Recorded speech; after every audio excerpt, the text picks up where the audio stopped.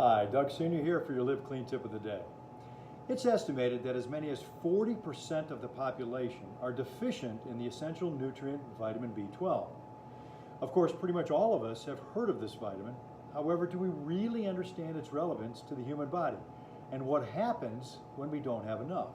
Well, for starters, if you've ever experienced frequent irritability, rapid heartbeat, forgetfulness, brain fog, chronic fatigue, and even symptoms like depression or anemia, think about taking a look at your vitamin B12 levels. It's possible there just might be a connection. Vitamin B12 deficiency can also be linked to high homocysteine levels. Homocysteine is simply an amino acid. However, when it's not synthesized properly, oftentimes because of a lack of vitamin B12, it can cause damage to the arterial lining, becoming a risk for cardiovascular disease.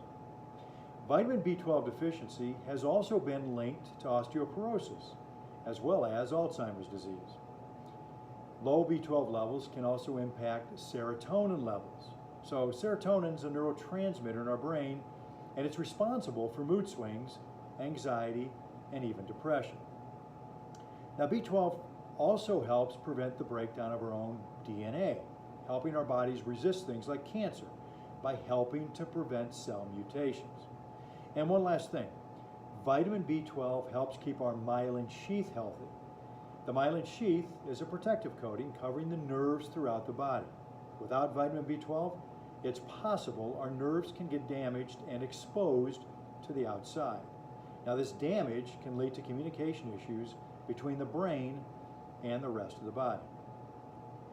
As I mentioned earlier, vitamin B12 is what's known as an essential nutrient, meaning our bodies don't make it. We can only get it from external sources. In fact, mostly animal sources like meats, fish, and eggs.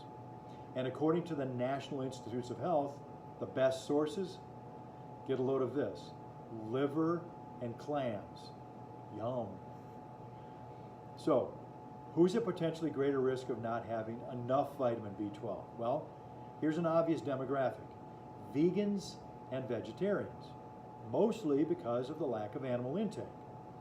Older adults are another category of potential risk because as we age, we naturally begin to produce less stomach acid, or HCl, which is key for humans to be able to absorb vitamin B12 from the foods that we bring in.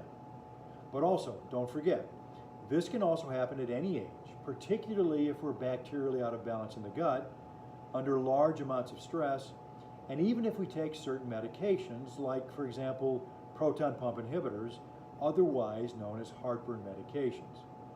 All of these are potential contributors to lower HCl, or stomach acid. And remember, low HCl spells trouble for vitamin B12 levels. Now, according to some experts, another category at risk of low vitamin B12 is anyone taking the birth control pill.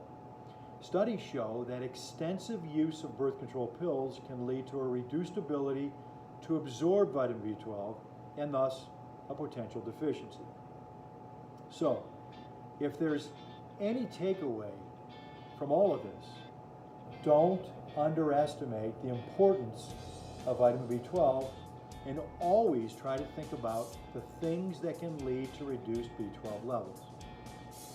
And if you know your levels are low, or if you just simply want to maintain adequate levels, you just might want to consider supplementing with this very important vitamin.